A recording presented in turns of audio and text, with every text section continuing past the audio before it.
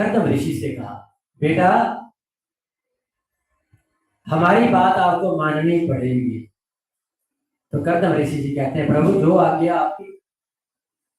बोले आज से कुछ दिन के बाद मनु और शत्रुपा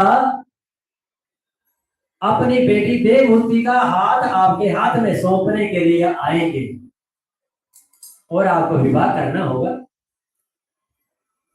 कर्दम ऋषि जी ने मना कर दिया, महाराज हम इस माया जाल में नहीं फंसना चाहते, ये संसार तो मोह माया है,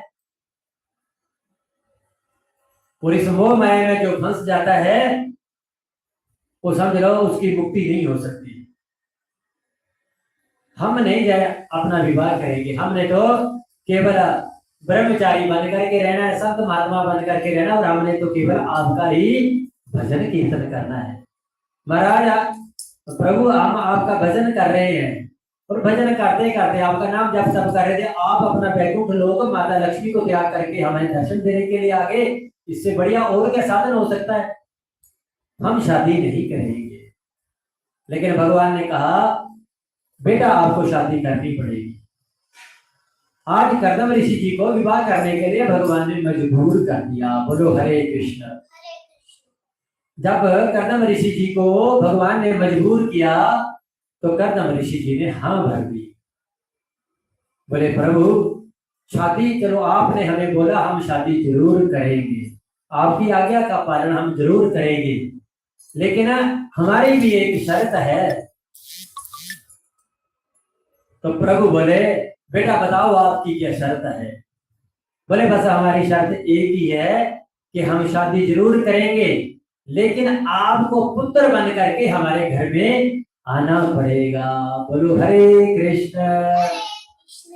भगवान कहते हैं कि देखो मैं तो स्वयं नहीं आ सकता उनका पुत्र बन करके, लेकिन मेरा अंश स्वरूप आपके घर में जरूर आ जाएगा पुत्र बन करके। बोलो हरे कृष्ण। तो आज भगवान ये बात बता करके अपने वैकुंठ लोक को पधार गए। समय आया महाराज मनु और शत्रुपा अपनी बेटी देवहूति को लेकर के कर्दम ऋषि जी के सामने आ गए। महाराज जब कर्दम ऋषि जी के सामने आए तो जो संत महात्मा होते हैं, जो भगवान के भक्त होते हैं, इनके अंदर दया का भाव बहुत होता है।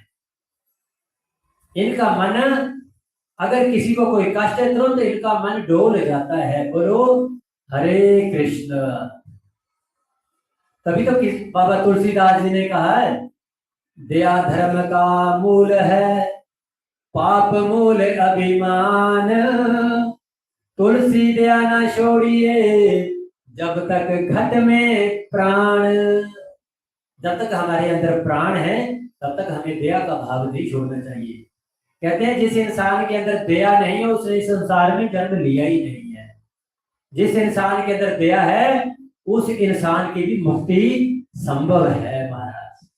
जिसके अंदर दया है उसकी भी मुक्ति संभव है, यानी कि उसको भी वैकुंठ लोक की प्राप्ति होगी जिसके अंदर केवल एक दया का भाव है। बोलो हरे कृष्ण।